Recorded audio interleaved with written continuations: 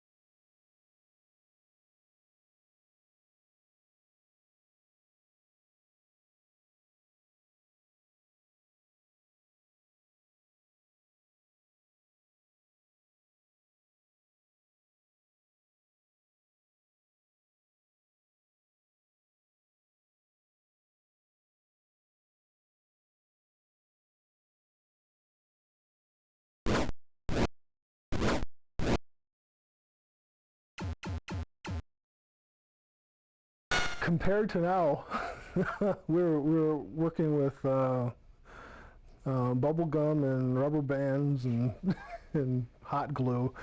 Essentially, the memory in the game was, I believe, 96K, which is just nothing. Now, I mean, we waste that on title screens nowadays. So the real challenge in designing games back then was, how do you do something interesting with some nice animation, and how do you do it in such a small package, because that doesn't allow us a lot of variety.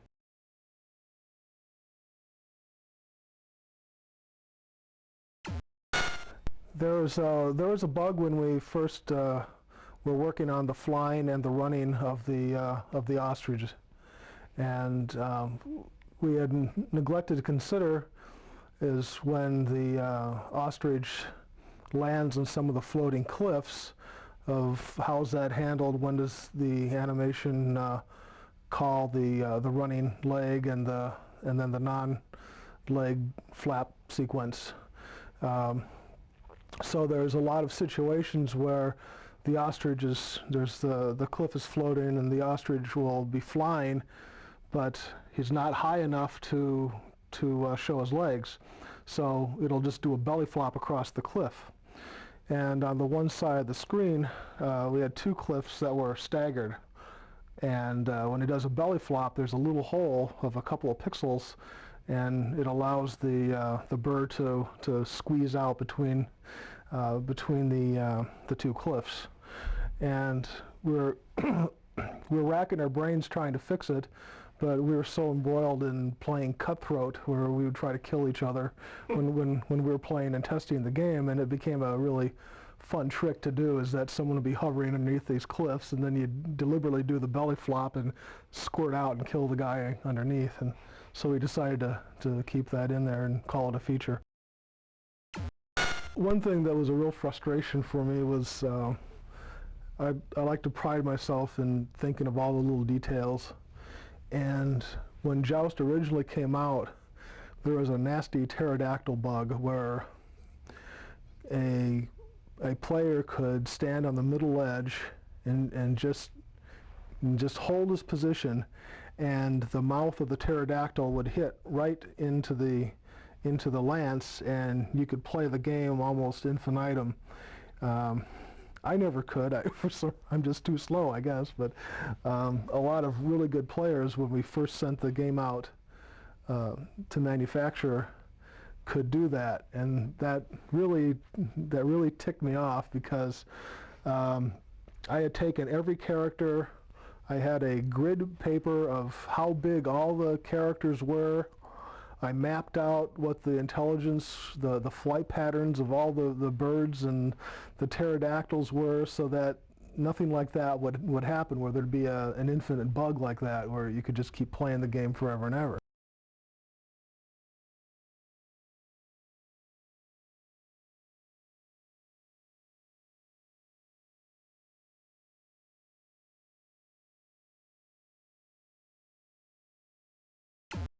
Joust the movie is it's a little hobby I've been working on.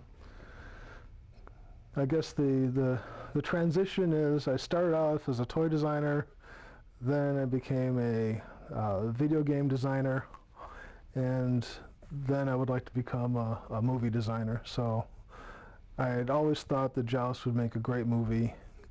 The technology was never there for what I had in mind, but now it's more than there.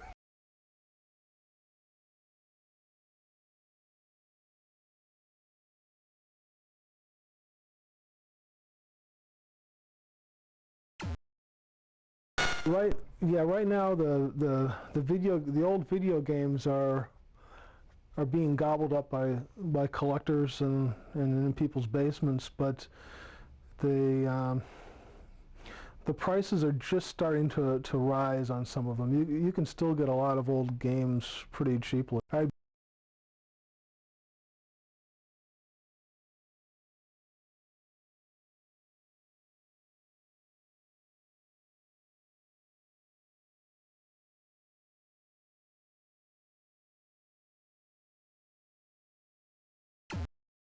I've been looking for an original Joust cocktail table, of which there is, even though Joust did really well, we only made about 500 cocktail tables, and it was really too bad, because it was one of the originals. It was the only two-player simultaneous side-by-side cocktail game that was made, so it had a unique look, because at the time most all the other cocktail tables like Pac-Man and Ms. Pac-Man, one person sat on one side, the other sat on the other opposite, and then the screen flipped around. Well, this played just like the regular Joust, because you're both sitting next to each other, and the screen didn't flip. So I'd always regretted that I didn't get one for myself. So I finally found one and did some trades here and there, and I paid about $500 for it. But I would say they're probably worth more than that now. Joust 2 is the trivia question of all time, I guess, was that there actually was a sequel. We tried to resurrect Joust in 1985. Didn't make many games, but this is at a time when very few video games were selling, and there wasn't much of a video department anymore, and had met with some of management. We were trying to figure out, well, gee, let's try another game, and so we were considering resurrecting and doing a sequel of either Robotron or Joust, and they decided to let's give Joust a crack at it. Right